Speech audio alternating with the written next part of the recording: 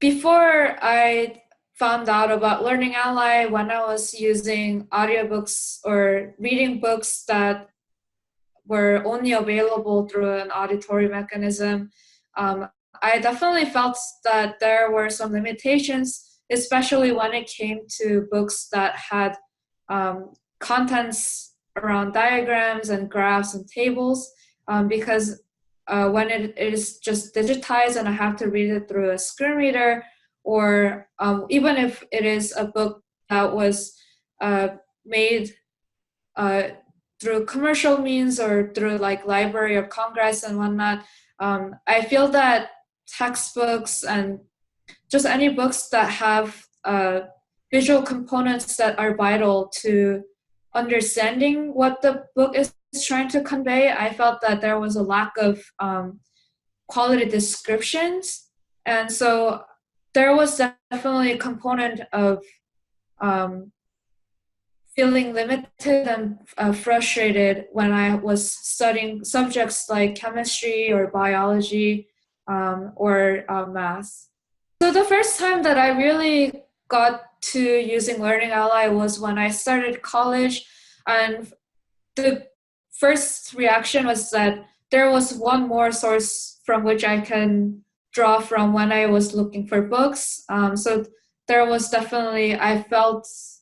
very glad to have found another source that I can go to, especially when I was looking for texts that had visual components. I felt that Learning Ally's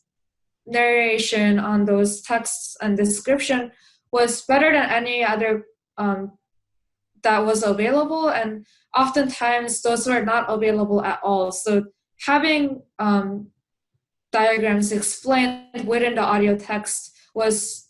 tremendously helpful, especially when I was taking a class on learning how to write a APA format paper where something as small as italicizing or bolding certain texts and not bolding certain other texts is such an important aspect. I felt that Learning Ally version of the APA formatting manual was the best for me to use, because every detail was described by a human reader rather than me having to figure out on my own using a screen reader.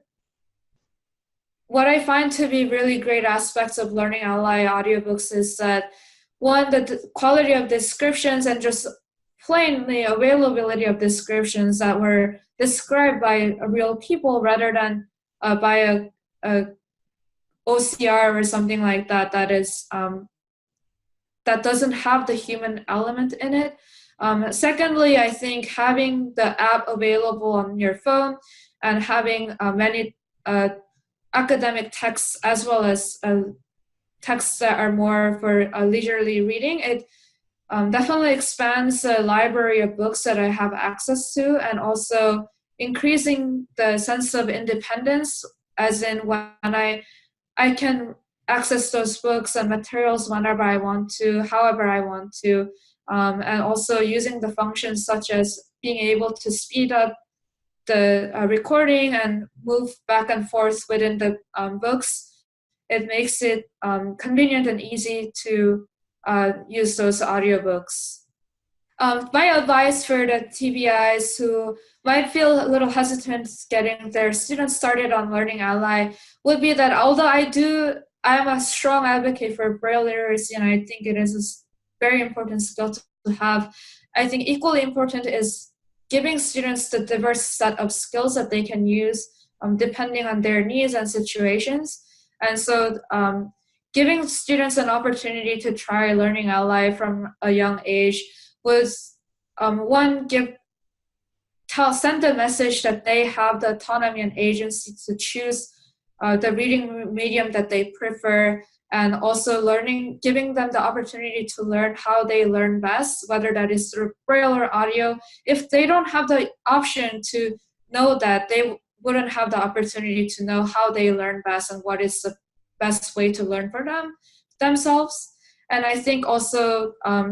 given that many college level texts are available on Learning Ally, being exposed to the platform early on will definitely allow them to be familiar with the platform and decrease the learning curve as they are transition to college. And if perhaps universities and colleges recommend the students to get on Learning Ally, students would know what to expect. And alternatively, if colleges and universities don't know about Learning Ally, if students have been previously exposed to that, they will be able to advocate for using Learning Ally and what works best for them.